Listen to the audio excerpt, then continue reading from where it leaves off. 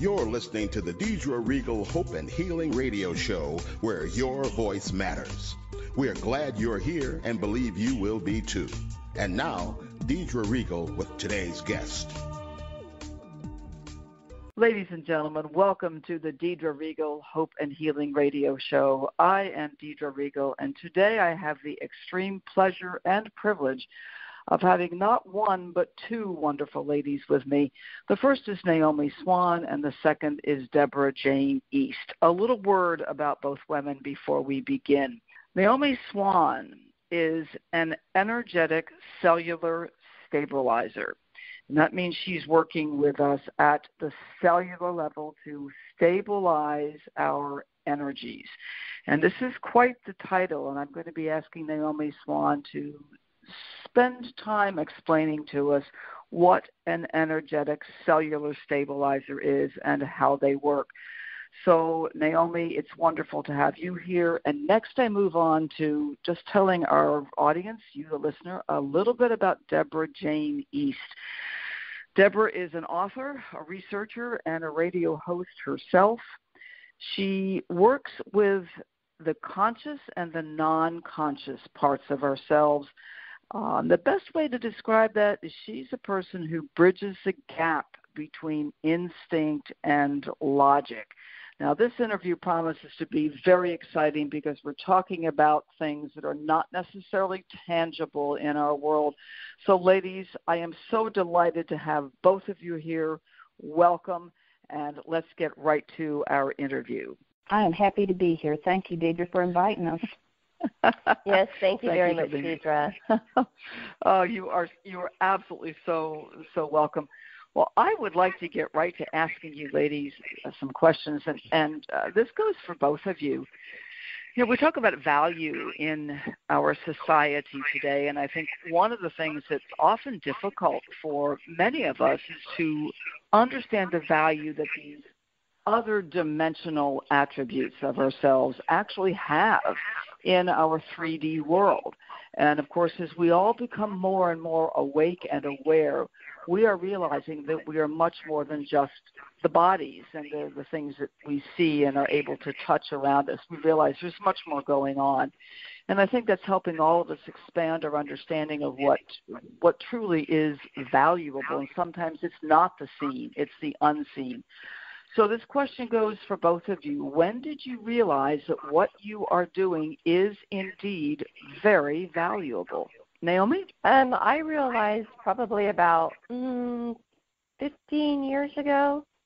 It came to me slowly but surely, and it just started to basically build on itself.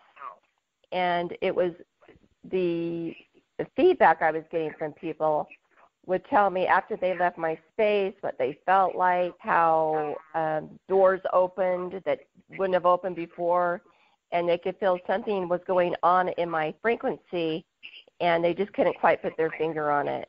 And so hearing this feedback was kind of like, oh, this is fascinating because, you know, as we go through this energy, we don't see ourselves.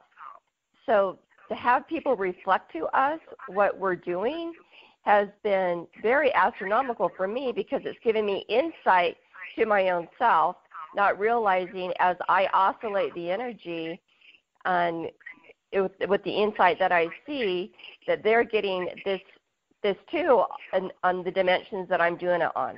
Basically is what's going on. It's a great mirror.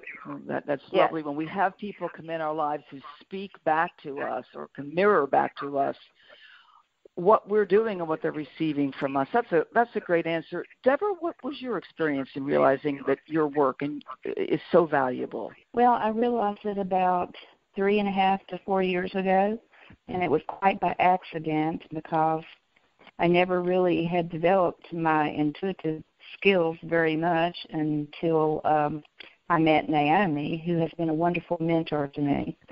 But I was on a radio station that was occupied by a female owner, and there were 3 or 4 more radio hosts who were women. And we were all being stalked by someone who was after the owner of the radio station. And we had a group conversation and she was trying to tell us things that could be helpful to us.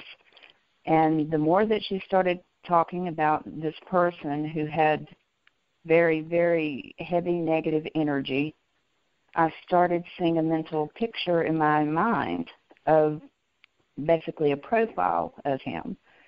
And I knew nothing about him. I'd only saw a photograph of him.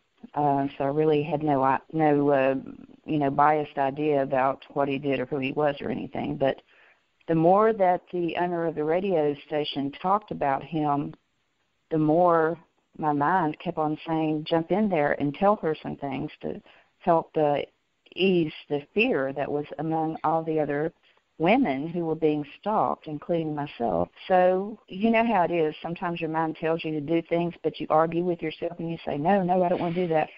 Well, I did that 3 times. I said, no, I can't do that. They'll think I'm nuts. But it came out. It's like I had to do it. I call it the knowing. And I just spoke about maybe 3 minutes and gave a profile reading.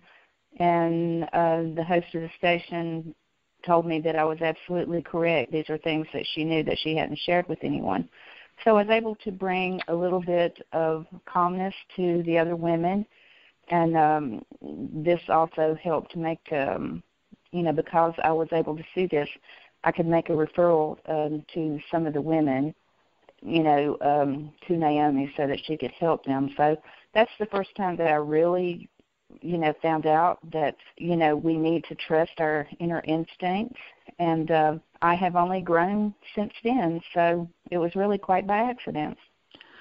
Well, and what a almost rude awakening for you, Debra, to have such a situation presented to yourself. And what stands out to me is that there was fear involved, and it was probably a real and present danger. And that's, of course, very different than Naome's story, where she had this process of people mirroring and speaking back to her. So you both were initiated in extremely different ways with the same result. And, of course, you've been able to be wonderful friends and supportive to each other. Your stories both are, as far as I'm concerned, fascinating. And, thank you for sharing them. So that takes me to the next question I've got, and we talk about energy and navigating it. So, Naome, what is your experience in energy facilitating and energy navigating? So, to me, the experience in energy facilitating and energy navigating is understanding the embodiment of a person. So when I do a session, somebody will come in and I hold a very strong field. I do not let the person in my space. That would be crossing boundaries, nor do I go into their space. But because I can hold such a strong space, I'm able to see what's going on in their energy field. And then what happens is my energy inside opens the doors. So it's usually unconscious doors, past life doors, or parallel realities, or a reality that's happening in this lifetime. And usually what happens is they'll all open, and then I'll go through and process each door to help them connect to see where the root is coming from.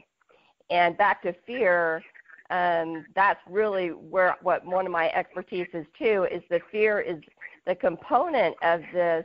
And if I hadn't gone through a lot of, fear of losing my own child, I probably wouldn't have been able to sink this is deep, because you need that polarity. So I have the polarity of the car wreck. I have the polarity of the death of my son that sinks that energy that opens that door up. So I have that experience. So that is how this all works. It's a momentum, if you will. And I do understand, and I often believe that. I do believe that we have soul contracts, and our souls have signed up for certain things for our growth. And as we become cognizant of that in our lives, we're able to reframe some of what we would call tragic experiences. And that, of course, does not diminish the emotional and physical impact they have on us. But we're able to reframe them, I think, from a higher perspective and say, my soul agreed that I would have this experience in this lifetime, and I now am able to utilize those gifts in a different way. And so, you may feel that you understand. Obviously, you understand the deep emotion of fear and tragedy.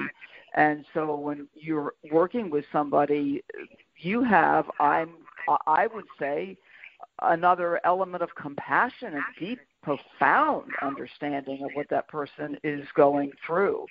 And I would think that would serve you and them extremely, extremely well. And Debra, anything you'd like to add to that?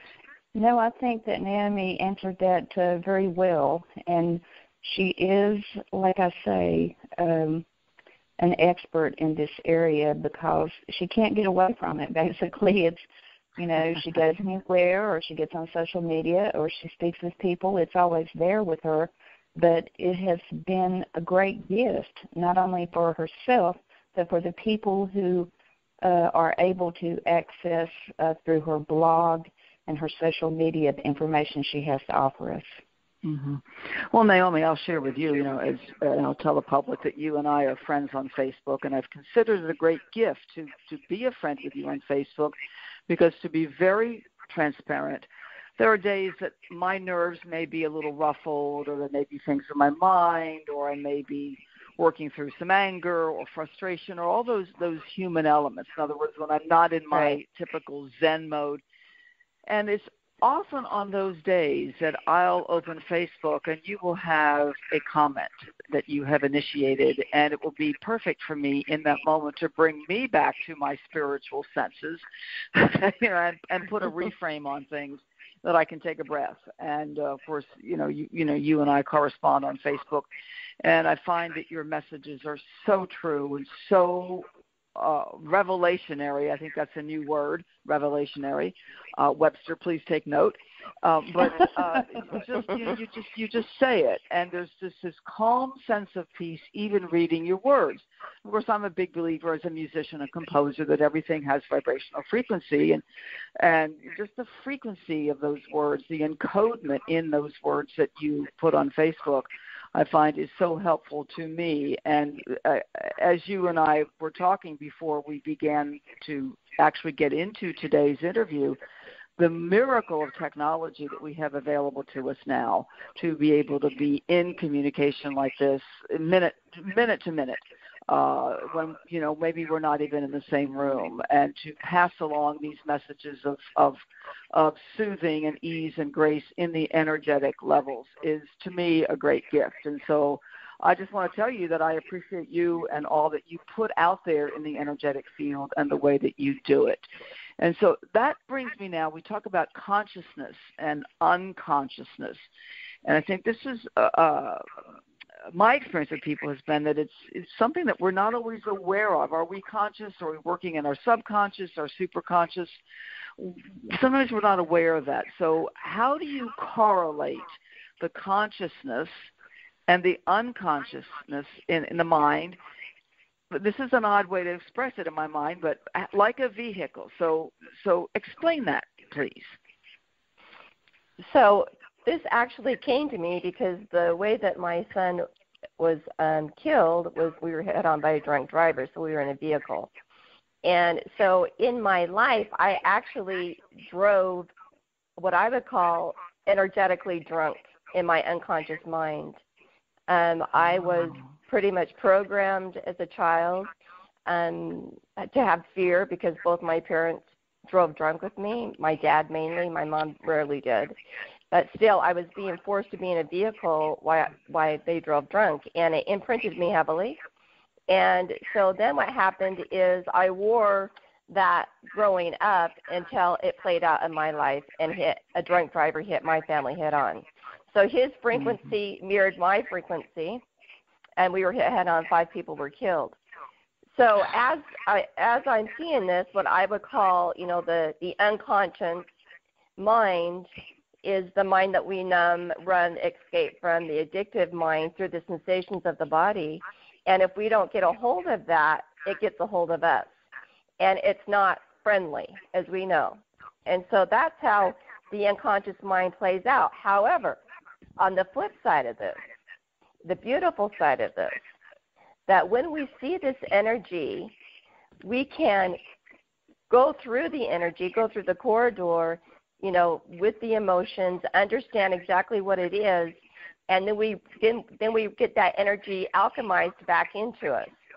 So if you take the weight of that vehicle, if you take Newton's law and you break that down, I just had some guy do this. It was like 60 grams. And so that was like a 500,000-pound weight.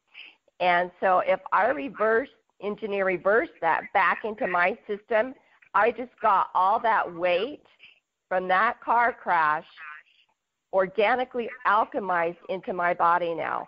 And now I'm going to use that as my force field to not only heal my body, but also transmute the people around me. Wow. This is supreme healing. This is rare. I'm fairly speechless. Naome. She has a YouTube channel, and she has a wonderful video on this message for anybody who is interested in going into that deeper, and it is probably one of the most intuitive videos that I've ever seen. And this is a good time. What she said. Excuse me for interrupting you, Deborah. This is absolutely a good time for me to ask Naome to please tell our listeners about this video and how they can access her work. Naome, please tell us. I believe you're talking about the video embodying the divine inner masculine, Deborah? Yes. Is that the one you're talking about? That is it. So my son that passed on the other side basically helped me make that video. And it is a transformational video. It's very deep, but it's very healing. And it's for people that really want to do the work and uncode the unconscious mind. And at this point in time, I haven't done one for the feminine, and I hope to. But it's for both, the masculine and the feminine, because we both know we also have the masculine and the feminine within us.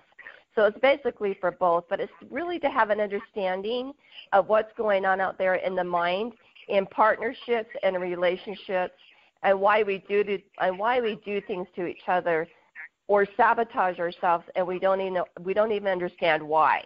That gives the nuggets of really what's going on the planet right there. A big nugget, a big key. Mm-hmm.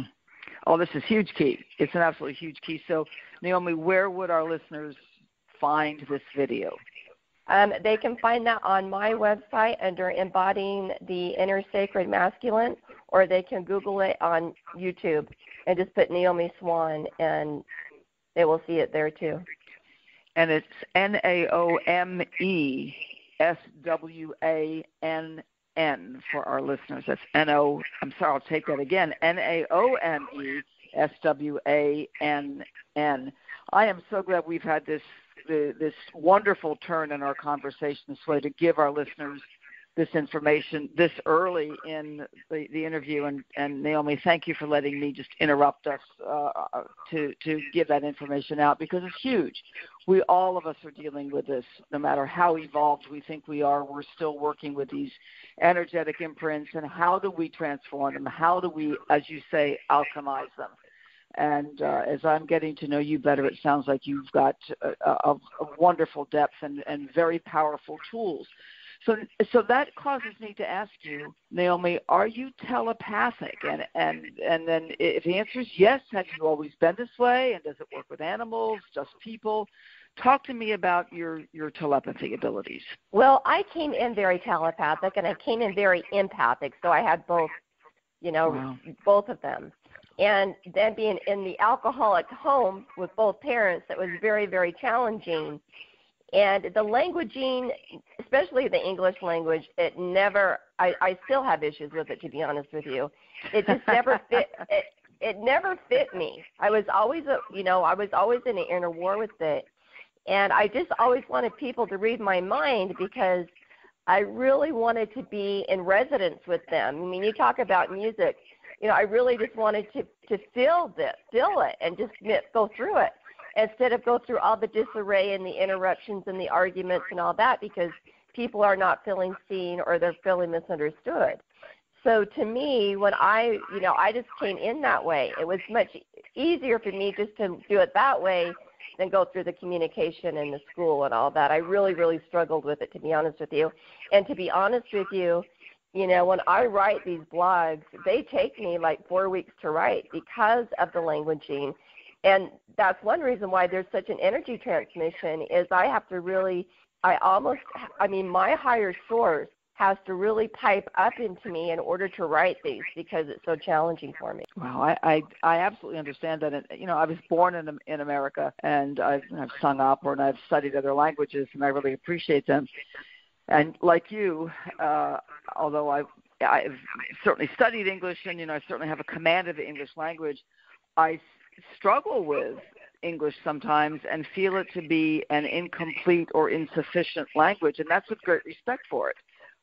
There's sometimes the words simply cannot express. The English language cannot express what needs to be expressed.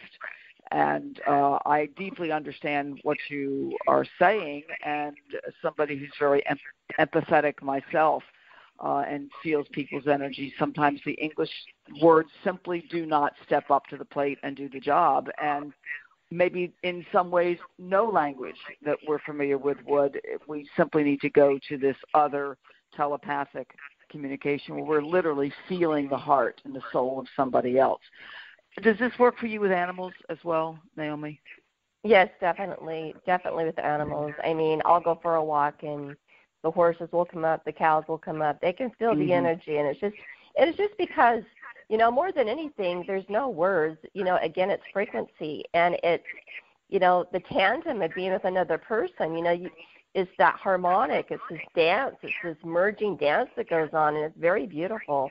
And to me, these times are so exciting because we have this opportunity to where, you know, there's me and there's you and there's Debra. So all three of us are creating this tandem now of this positive, beautiful energy instead of the other energy that's been, you know, infested in this planet. So this is the exciting piece about this.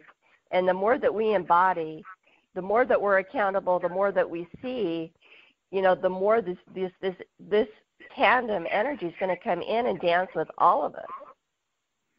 Oh, yes, it is our awakening, and it is our birthright. It absolutely is our birthright that we are remembering. That's my take on it. Debra, anything you want to jump in and say at this point?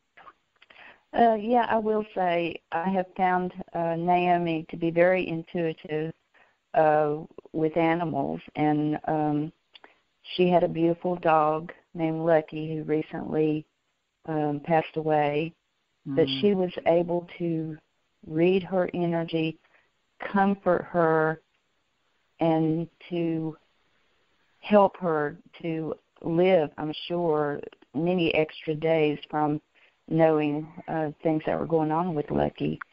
And, you know, animals are wonderful. I've always grew up, you know, raising animals, having lots of animals and stuff around. And her compassion with Lucky and her communication with Lucky always made me feel good. A lot of times we'd be talking and she'd say Lucky was in her lap, and she would be telling me about things that Lucky was doing, and I found it very beautiful. And I wish more people would learn the kindness and communication that Naome has, because I think this would make everything a much better place, because animals are here to bless our lives. Yes, animals have such beautiful souls, and the story that we're hearing about Lucky reminds me of a time in my life when I was studying horseback riding, and I'd had a particular incident with a horse that was a very teachable moment for me. And I had, by way of history, I had been studying jumping, which I found quite remarkable since I was very terrified of horses. And, of course, began to study horseback riding just to at least ameliorate that fear, and, of course, fell in love with horses after that. At this point in my teaching or my studying, learning with horses, I was switching to dressage. And I was with my dressage teacher on a particularly beautiful afternoon in the springtime. But it was also a time when termites would swarm, and we were going through our series of exercises, and this wonderful horse I was on, who was named Beauregard, and I just rode into a swarm of termites, and this poor guy and lost it. I mean, he just lost all of his sensibilities and was in a state of extreme fear, to the point that I had to do what is called an emergency dismount. And it was quite a shocking episode for me, because his horse was so gentle, literally would not hurt a fly, and he and I had a fabulous relationship. And I remember getting off the horse, and my instincts told me to go stand in front of him and comfort him and take his head in my hands and look straight in his eyes. And I did that. And the trembling that he was experiencing began to stop. In the meantime, the teacher had come over and was standing with me. And we got him calmed down. And, of course, then I got back on him and let him ride it out and, get himself back together, although he was not going to be able to really finish the session well. And later that day, I was sharing with a dear friend of mine who understood these things. And as I told her the story, I could see the light bulb go on. And she said, when you see this horse next, just sit with him and then feel his head and stand in front of him and just go into communication with him. And he will tell you what happened in his past around a swarm of termites that was so upsetting for him. Now, this horse was extremely well cared for. So obviously something had happened that had traumatized him. And so I did that, and I didn't get a whole lot of specific information, but I was aware that he had had a trauma around termites. And again, who knows exactly what happened. But the outcome of that was that I grew into a new understanding with this horse, and he and I became even closer than we were at the time. And with my teacher, there was also another level of understanding.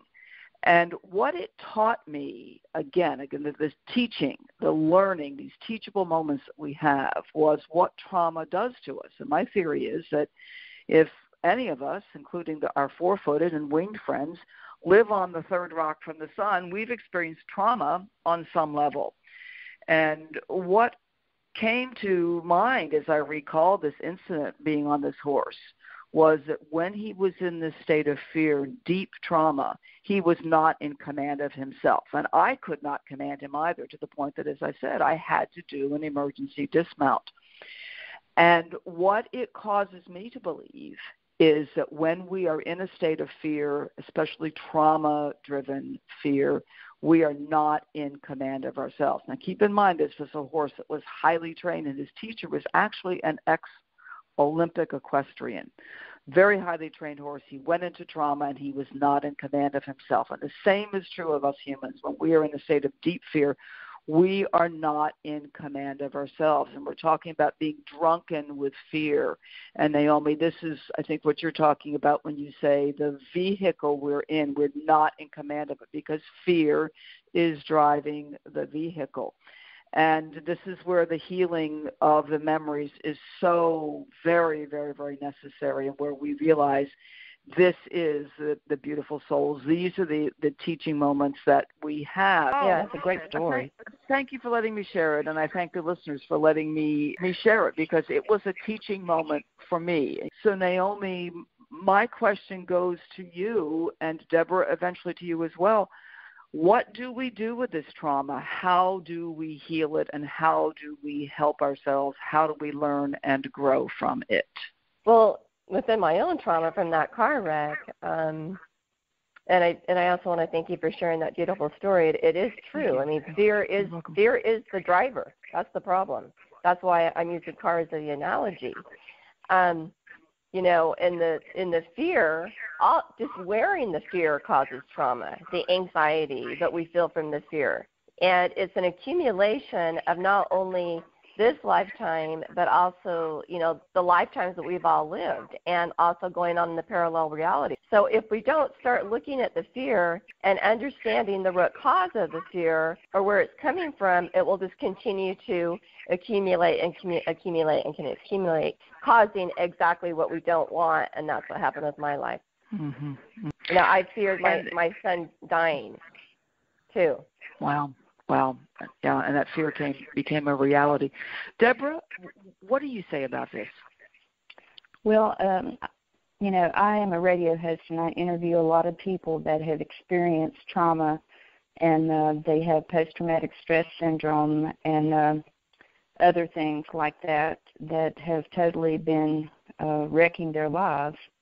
And what I found out, that people who live with this trauma, and visually I look at it as a hitchhiker that jumps on your back, that's weighted down. It's like wearing a backpack with a bunch of rocks in it.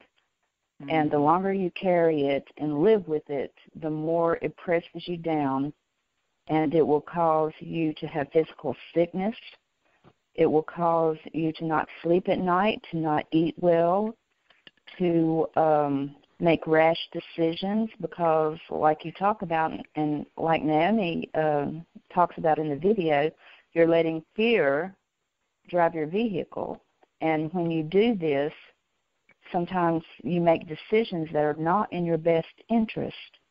Oh, I've never done that. Excuse me for interrupting. We all have. We all have. And this is where Naome has blessed my life, because, when you do things like this, sometimes you're unaware of it. And I used to just take fear on as a hitchhiker just every day, about different things. And she would help me discern the energy. And one of the greatest tools, the greatest blessings of my life is when Naome taught me that these things are tools to help us, and that, if I was doing a broadcast and Skype went haywire and my computer wouldn't work and every bad thing happened, that only meant that what I was doing was worthwhile and was resonating if they would fight so hard against it. And mm-hmm. So one of the things that she taught me that really has saved my life many, many times is to not let that fear overwhelm you and to not give up. And so now sometimes I'll just tell this really quickly. Naome had a huge breakthrough of energy. It was very huge. It was during the discerning of this blog about the masculine energy. It was just so huge. And we were trying to talk to each other a few different times, and whenever I called her, I couldn't hear her. Whenever she called me, I couldn't hear her either. And we tried Skype. We couldn't speak on Skype. So at this point, we were laughing, and so I thought, well, I'm just going to try to trick the energy, I guess you would say. I blocked my number, and I called her, and it worked. Oh, my gosh. And we laughed. Now, instead of getting mad and huffed up, we just used that energy to basically jump over it and just go about our path. So if you can harness this, I tell you what, your life will be so much easier. And I'm so thankful for Naome for helping me with this. Naome, bless you. This is so true. You talk about harnessing the energy, and I call it the antithesis theory, making that blueprint and shining it right back. It's another type of mirror, and what you're talking about is actually like white noise. You're actually using the energy, the fear against itself to cancel itself out. Absolutely, absolutely. And I believe this is our birthright, and this, I think, is the next step in evolution. And for us, many times in the past we've been counseled, face the fear and do it anyway. And I think there's a lot of validity in that. Perhaps the next step of evolution is that we face the fear and we become the fear. In other words, we trick it. We do, we do whatever needs to be done, and then the fear simply dissipates. This is huge. This is a huge, huge, huge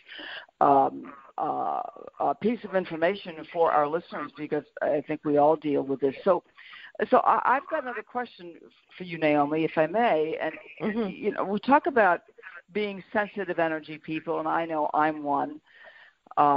When we go into the public, we go into a social situation, the grocery store, Walmart, the post office, etc. We're reading people's energies all the time. How do we protect ourselves in those public and social situations? It took me years to do this, and people kept saying, put the white light around, ground, do this. And, and all that works, but that really didn't work for me. And finally what started working for me is when I started doing my inner work, my inner emotional work, and processing it, then that gave me the sustainability to not match that energy anymore. So that's how I do it now. So if I go into, Walmart, we know, Walmart is a little scary. We know that when we go into a U.S. government office, we really want to keep our energy clear and clean. And so what it's basically done for me is it's given me motivation to really meditate daily, to do what I need to do before I go out into the world, because I don't want that energy in my space. So, and if it does come in my space, well, that shows me the work I need to do, because it's not about them, it's about me. And it's about me, what I would say in the vehicle theory, I stay in my lane and I don't go in theirs, and I don't let them in mine. I had that happen with the drunk driver. I'm not doing it again. Perfect. What a perfect story. So, and this question goes to both of you. Being intuitive, you walk into a room of people. What's the first thing, and let me start with Naome, what's the first thing you pick up when you walk into a room of people? The first thing I pick up is my alarms go off if there's something that is dangerous. So I will definitely pick up the energy. I will do a remote view, see where it's coming from, again, ground and observe, and make sure that I don't go into that particular environment of that person. And if I do, if it happens to be in a place, let's say if it's someplace that say, hey, you have to view a dyad, and you go in the dyad of this person, what I will do is I will observe, but I am not going to give any more information than I have to. I will do the process, but that's it. I am not going to open my heart. I am not going to do anything that's going to cause an infliction or a violation on me, because somebody else doesn't understand boundaries, and they could be vampiric on the other side. Got it. Debra, how about you? Well, what I usually see when I go into large groups of people, and I can't control this, but it just pops out because I seem to be better at seeing this, but I can see people that are projecting, controlling, manipulative personalities. You can just feel their energy. It's like very dominant, and it feels heavy to me.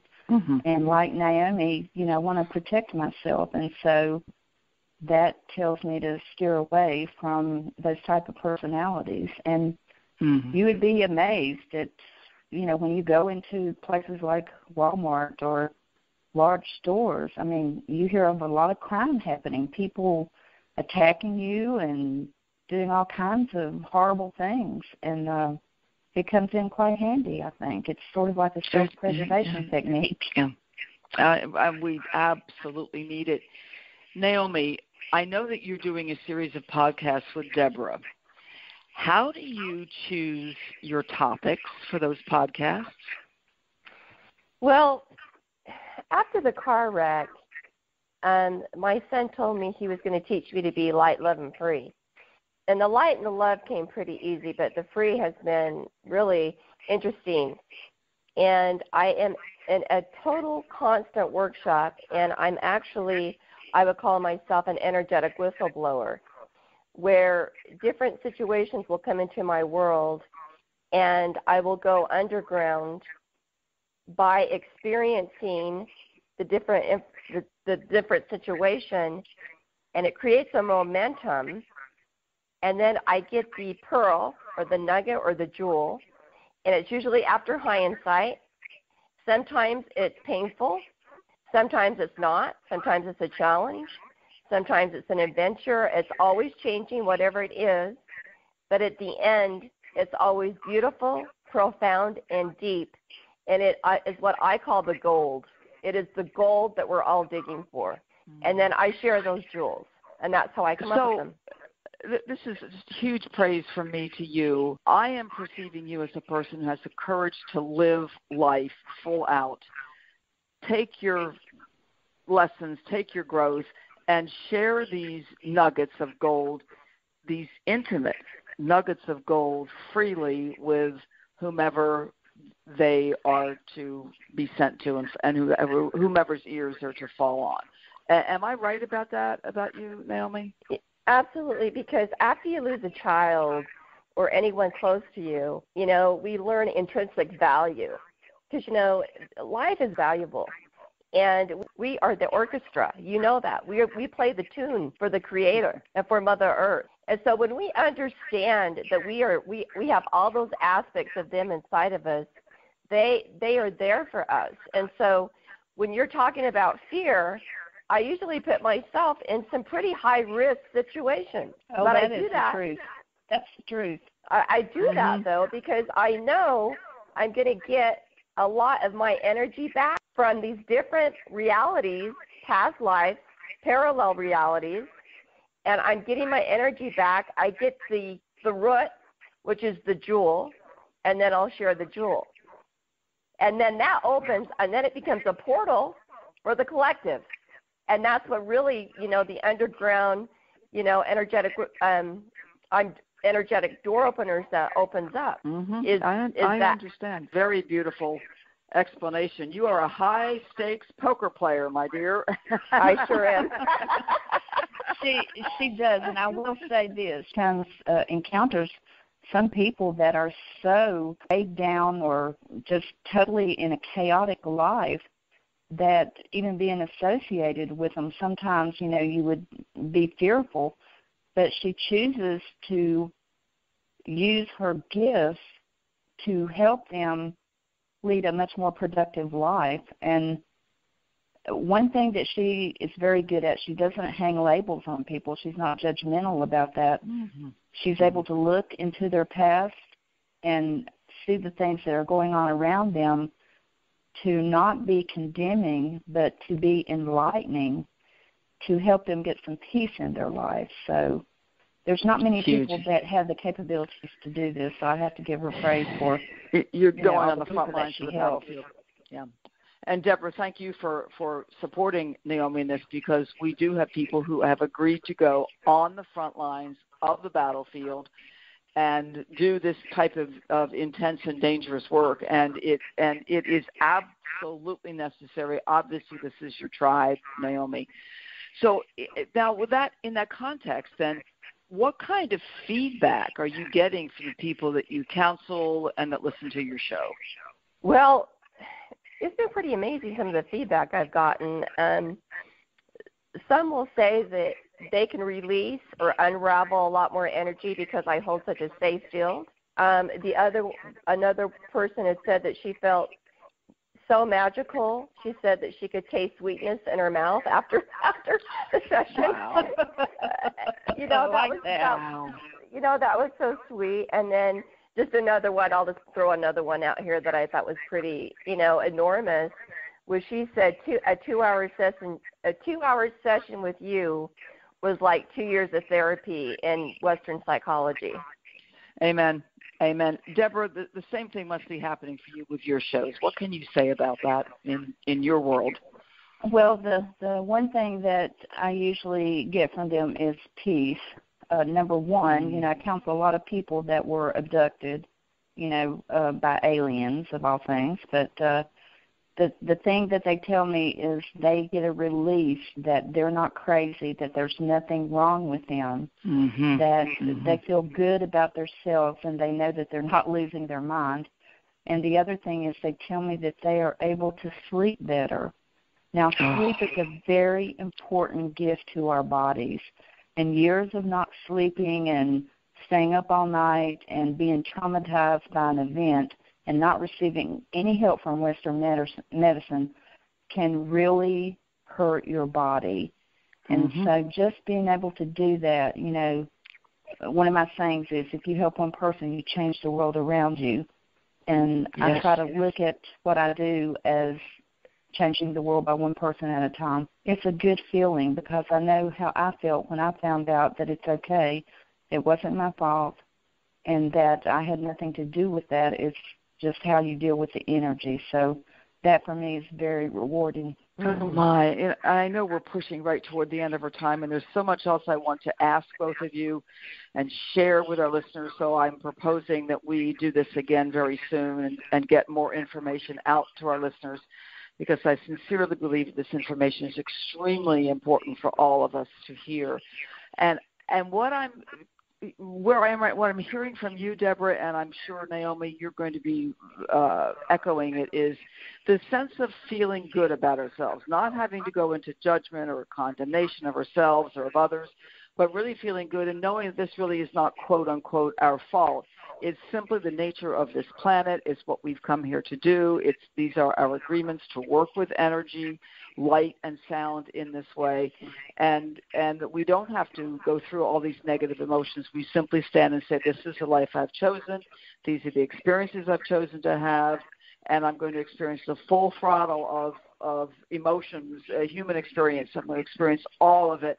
And I'm going to share my gifts as I grow and I learn. And I really think that's where the three of us are with all of this. And I think it's a wonderful place to be and a wonderful consciousness level to be at. Would you both agree? I agree. I think it's very much needed in the chaos that is what is a lot of people's lives right now.